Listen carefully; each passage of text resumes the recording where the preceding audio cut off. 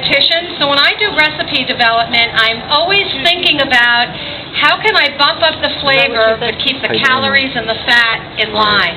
And there's some techniques that you can do. And that's what I want you to get out of this today, is not just how to make this recipe, but what are some things that you can do when you go home to trim some calories and some fat from your recipe. So I'm going to saute here just about a half a cup of diced onions.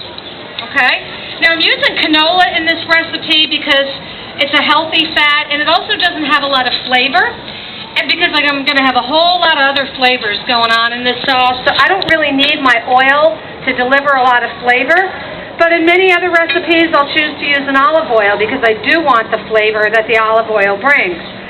But I find most people use way too much oil when they're sauteing. I mean, you can even combine a little bit of oil with some chicken broth to stretch it so you don't have to use quite as much oil.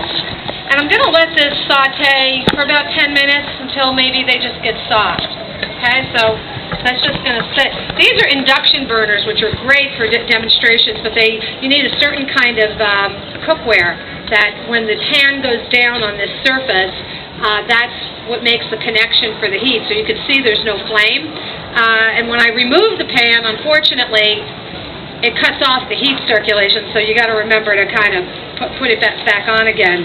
So that's why I'm always checking on here to make sure I've got the heat on. So that's called induction burners. The next thing we're going to do is we're going to use some ginger in this recipe, and I find one of the things that people often do, silly, and there's some of you in here who are very experienced cooks, and there are those of you who are just here to eat. So for you eaters, when you're grating ginger, I see people trying to grate it with the peel on, and then it gets all hairy and stringy, right? Well, all you need to do is just slice off very gently and just get, some clean. You need a sharp knife. That certainly helps. So you don't want to take off all your ginger, but just get that outer bark off, and then you can grate away. Because otherwise, you'll have, like I said, a stringy mass that just will taste horrible in your dish.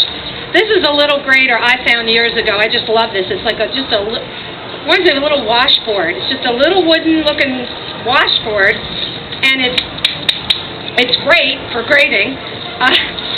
And if you don't have one of these, certainly any kind of a traditional grater is fine. Just use the smallest grind on that you possibly can. So what we're going to do is use 1 tablespoon of grated ginger. And now you can also buy ground paste ginger, in the supermarkets. That's excellent too if you're in, a hurry. Of course, fresh is always best. You're going to get the biggest flavor bang when you're using fresh product, okay? So we're just going to, I just don't want these to burn. All right. One of the things that I always tell people, if you're trying to trim calories and fat when you're cooking, I'm a big one on what I call contrast cooking. And it's a concept that I talk about in my cookbook, this book up here called Caribbean Light. I wrote because I live in Key West, and I travel the Caribbean a lot, and I love the food. I think it's food with big personality, the colors of those tropical fruits, but it's done with a lighter hand. And one of the things that I always like to stress is think about contrasting your textures, your colors, your flavors, your temperatures. Because if you're not using a lot of fat, and fat is a great flavor carrier, fat gives you that mouthfeel. It's got a coating on your mouth, and it carries flavors really well. So if you're reducing the fat in your recipes, you better have a whole lot of other excitement going on to please your palate. And one of the ways you can do that is by contrasting your flavors. And this dish, I think, is a good example of that. And I'm going to talk about that a little bit more as we go along. Now, that looks pretty good. I'm going to take this off the heat now. And one of the other ingredients that I'm going to use is peanut butter. Anybody here ever do anything other than put it on a peanut butter sandwich? I mean, peanut butter is an excellent ingredient. What do you do with it? Thai? To really do a Thai food, Okay, Thai, this gentleman up here is doing Thai-style noodles with spaghetti. It is. It's a great shortcut. Sautés, exactly. And that's exactly what I'm going to do today. I'm going to use about a tablespoon of this. And, you know, people sometimes say to me, well, isn't it very high in calories and fat? Well, yeah, if I was using a whole cup of it in the recipe, that would be a real, you know, calorie buster. Now, I've taken it off the heat because I don't want to burn it, and there is plenty of heat in this pan that is going to melt this. So you can see that I am just mixing it up with the onions and making really a melted kind of a paste here. That's another principle of cooking healthy. Use ingredients that have a lot of flavor, even if they're higher in calories and fat, but if you use them judiciously, a little bit can really go a long way. Now, I'm using 1 tablespoon of this in a recipe that is going to make 4 entree servings or 8 appetizer servings, so that is not a lot, okay? If you were using, you could use crunchy peanut butter. I'm using smooth creamy. But if you were using like the natural ground peanut butters, you'd probably need a little more salt to this recipe. And you're going to notice I'm not adding any salt because I don't really need to, because I've got sodium in the peanut butter and I have sodium in my tamari sauce. Okay? Tamari is like soy sauce. I'm going to use about a tablespoon of this, okay? I like using tamari, and I use the reduced sodium version. It's sold right in the supermarket, right next to soy sauce. You may not have ever noticed it. It comes in the same kind of bottle. And it is a soybean sauce, just like soy, but it has a richer flavor. I personally like it. Does anybody here cook with tamari? Oh, well, you should try it. It's really tasty, and it. As I said, I think it just has a more complex flavor. That's T-A-M-A-R-I, tamari, and it's right next to the soy sauce in every mainstream supermarket. So I've added that. Okay, now I don't have this on the heat, okay? Now, we're going to need a little heat in this recipe, and we're going to use some peppers. Now, this is a red jalapeno, and, you know, peppers are another subjective thing. Everybody likes a different heat level, so we don't want to blow your heads off here with the habaneros or the Scotch bonnets. So we're using red jalapenos. So on the scale of heat, and I'm going to use about a teaspoon of this, okay? But again, if you have friends and family who really like spicier food, then by all means, add a little bit more. Jalapenos would be the least mild. Then you'd probably go up to maybe your serrano peppers. And then at the top of the scale, anybody ever hear of the Scoville scale? That's how we measure the heat level in peppers. Habaneros, Scotch bonnets, they're right up at the top end of the scale. Okay? So I'm going to use a healthy teaspoon in there, okay? And then the other thing I'm going to use is about a tablespoon of honey. So what I'm doing here, I'm making some contrast already, aren't I? I've got some heat from the ginger, because ginger really is spicy. I've got heat from the peppers, and I've got the sweetness coming from my honey. Okay, so what I'm really making here is a nice paste. Okay. So now that I have that done, what I'm going to do is take my chicken. And we've already soaked our skewers because you grill it all. You know that you want to soak your little wooden skewers first so they don't burn up to, complete crispness, and then you can't hold on to anything. And for this recipe, I'm using a pound. These are great little chicken tenderloins. You can buy them already in strips in the supermarket, but if you can't find those, just buy a boneless, skinless breast and cut it in strips. I like this approach better than cubing it because it just enables you to, thread it. You stick it in like this and you just sort of thread it. And I think it looks prettier, okay, like that. So what I'm going to do is take probably about 2 tablespoons worth of this very flavorful paste that I've made already. I'm going to pull that out of my pan. Are there any questions so far? Yes? What did you do with the chili? Is it diced? I'm sorry? The chili, is it diced? Very finely minced, yeah. you want those chilies. And there's a technique in Caribbean cooking. They call it walking the peppers through. And this is for people that are real weenies who don't want a lot of heat, although in the islands they really turn it up. But really, you could just cut your pepper like that, so you're exposing. Once you break the membrane, this is letting off, and you have better access to the heat. And they simply walk it through, okay? And that's really a term that they use for it. So you can let it sit, and then you take it out, okay? So if you don't want to have those chilies actually in your sauce, that's a way to impart some heat, some flavor, but, take it out at the last minute. So we're going to take a little bit of this paste, and then you are simply, and this would be great if you can do it ahead overnight, and you're just going to make sure that you've slathered your chicken in this paste, and you'll find, because of the peanut butter, we've got some thickness, and the honey, so it's going to adhere to that chicken really nicely, okay? So you would do that first, and then you would skewer your chicken, okay? So this is a great recipe for the summer coming up. You can do it ahead the night before, and then just put it on the grill. If you don't have a grill, put it under the broiler for a couple of minutes on either side. That would work perfectly fine, too. Yes? When did you add the ginger? I didn't put it in. Oh, my God, this guy's paying attention. You're absolutely right. I am so sorry. The ginger, and I had it ground here. You're absolutely right. About a tablespoon of ginger. So there's a tablespoon of each of these ingredients. That actually goes in with everything.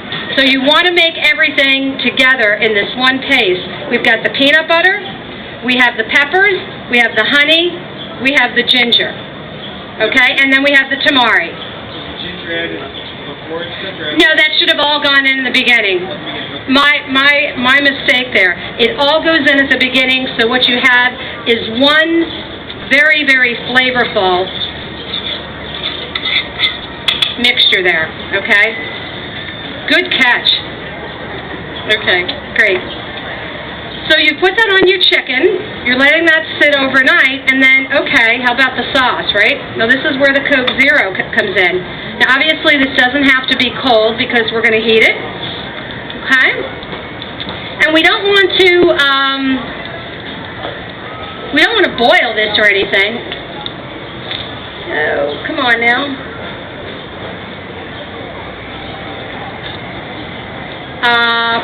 Why is this blinking at me? It's doing something funny that I've never seen it do. Let's try this again. Induction burners are great when they want to work.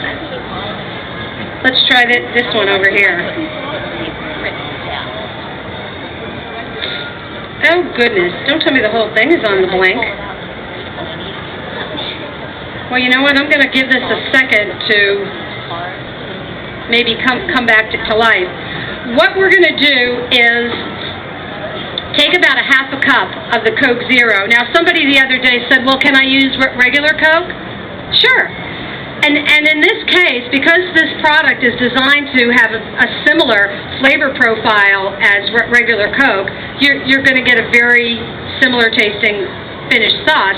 But the idea here was that this is a great way to make a fairly low-calorie sauce, okay? So what I would be doing is simply mixing this in. And again, this is enough to make what I would call 4 appetizer portions.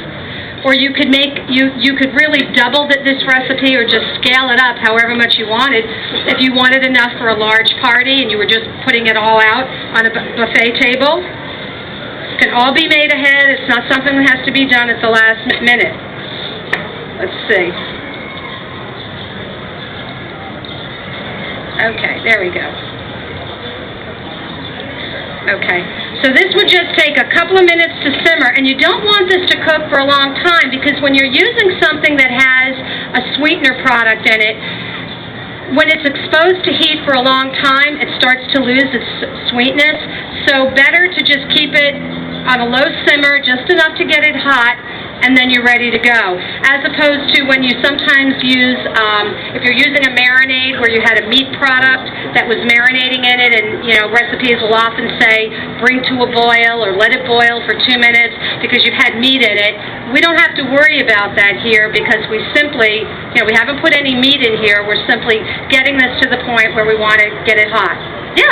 So you're separating out a portion of the paste? I took about 2 tablespoons of the paste out, which is what you're going to use to slather on your chicken. And if you're holding it overnight, then do you keep all of it in the refrigerator? Yes. And then keep that up before you add the cooked here, or do it all together? What I would do, if you were prepping this overnight and you're going to have your chicken marinate overnight, you could just keep this, you could just put the whole pan actually in your refrigerator if you wanted to, or remove it, and then the next day when you're ready, just put it back into a saucepan, put your Coke Zero in, and just bring it up, to heat it. Yeah. Okay? So, when I was developing this recipe, I was finding that all my sauce was sort of just sitting in the bottom of the plate, and I thought, I really think this would be much better if it were over rice. So today what we're going to be serving you is jasmine rice, which has a nice flavor to it. You could use brown rice if you wanted to add more fiber to this dish, right? Or any kind of white long grain rice. But I think the rice does a great job of soaking up all of this sauce. And we have some finished grilled skewers here, of course, through the magic of Disney. How that happens. Isn't that wonderful? Okay. So again, you could serve this individually portioned when your samples could come out. That would be, a good way that it would be done. And then you simply are going to put your sauce right on top of it. Okay. And so somebody the other day asked about couscous. Well, couscous would be a nice other alternative to use under this. But I think this sauce is so flavorful that you really want something to help soak it up, and so, because otherwise the sauce just mostly is left in your plate and you're not really getting a chance to taste it. Okay. Now, this, as you can see, with the red peppers in there, is pretty colorful, but again, I want to add a little more flavor, a little more color contrast. So I'm going to use just a lot of the fresh cilantro on top of it, okay? So this whole recipe, if you think about it, what did I really use for fat? There was 2 teaspoons of the canola oil, and that was the only added fat ingredient. Certainly peanut butter has some fat in it as well, but that's what the finished dish would look like. It's very, very simple to do and uses ingredients that you readily have in your house. So, I've been talking about low calorie, this and that. What do you really get? This recipe, in an appetizer portion, would be about 160 calories. So if it were an entree, if you double that up, that's a very moderate main entree, and that's including the rice. Now I used 2 cups of cooked rice, okay, also for this recipe. So if that were a main course, that would be about a ½ a cup of rice per person. If it were being used as an entree, it would be about 1/4 of a cup, okay? It's got 4 grams of fat per serving, 30 milligrams of cholesterol, and about 230 milligrams of sodium. And as I said, I didn't put any added salt in here because I personally didn't feel that it needed it. Some people, again, salt is a very personal taste, but I don't think it's, it's necessary. Yes? The calories are 160 for an appetizer portion, so you would double that up to 320 if it were an entree portion, which is very, very moderate. Okay, so we're getting our samples passed around right now.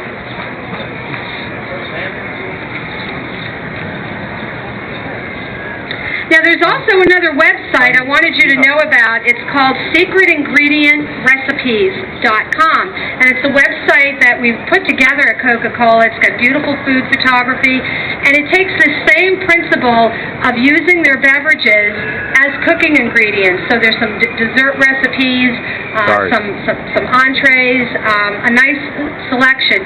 So it's a good way for you to think about these. Think of these things not only as beverages, but really flavoring agents. I take that same approach when I was doing a lot of the recipe development in the Caribbean Light Cookbook with rum. Rum is a great thing to cook with too, because rum, of course, has a sugarcane base, and it comes in many different flavor profiles. There's spiced rum, dark rum, black rum, white rums. So, you know, I love a mojito as much as the next person, but it's a great cooking ingredient too, and that's the way you should think about these kinds of beverages, particularly if you're looking to cut back on calories and fat and cook in a more healthful way. The juices in particular are an excellent way to infuse flavor into your marinades, into desserts. You know, really just in a lot of places where you would think maybe it couldn't work, it really can. Even for sautéing, I mentioned earlier, sometimes I mix a little oil with chicken stock. Well, depending on what you're making, why couldn't you use a little bit of oil with some orange juice, okay? Or maybe some apple juice, if you want something with a little sweeter flavor profile, okay? So, again, you can't eliminate the fat altogether because it's got a real function in a recipe, too. Fat has flavor, but it also provides a function. So I am not one for fat-free products. You don't have to use the high-fat stuff all the time, but I think a lot of the reduced fat products in the middle often work very, very nicely in many, many recipes. And if you come to the next demo, the one that is this mousse-like cheesecake, I'll be using this Simply Limeade product, and that's a good example of, I'm going to be using some reduced fat products to make that, because I, for one, will never give up dessert. I am not, you know, people sometimes are like, oh my God, you're eating chocolate. Huh. Yeah, of course. Why would I ever want to give up chocolate? But, you know, you cut corners someplace else.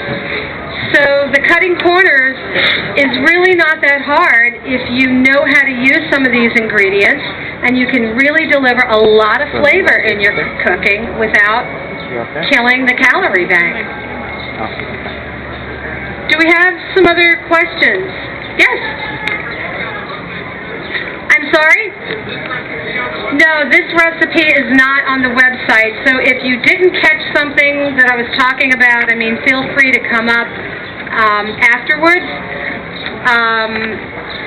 No, so I'm sorry, but this one is not. And this recipe and the lime souffle mousse recipe was one that I developed specifically for the Food and Wine Festival, so yes.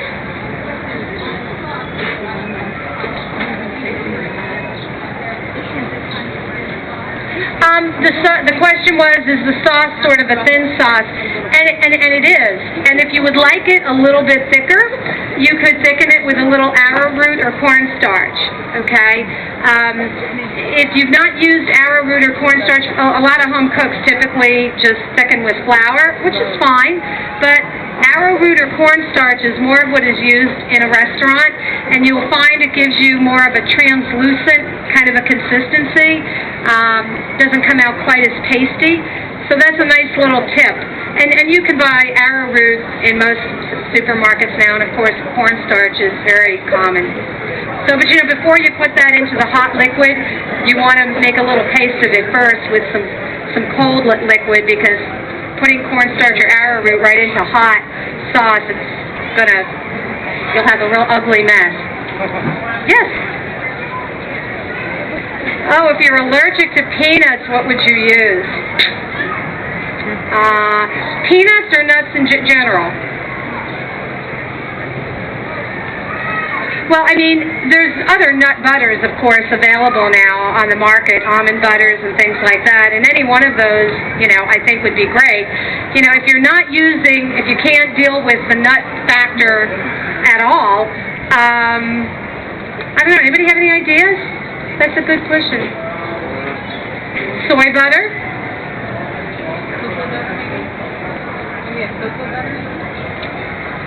I don't know that would impart much flavor. I mean, you know, you're really getting a lot of flavor from that peanut.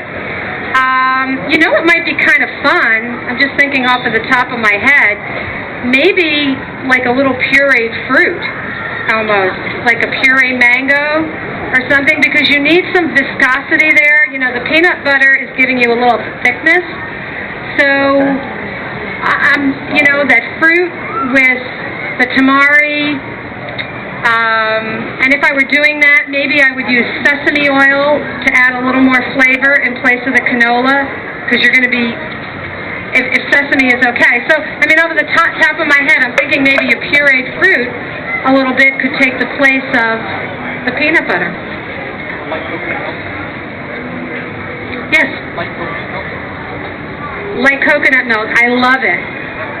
Yes, light coconut milk is a great ingredient. I used a lot of it actually when doing recipes in here, because coconut milk is fairly high in fat, and now, you know, you can buy canned light coconut milk. I find it works great in many, many recipes. Yeah,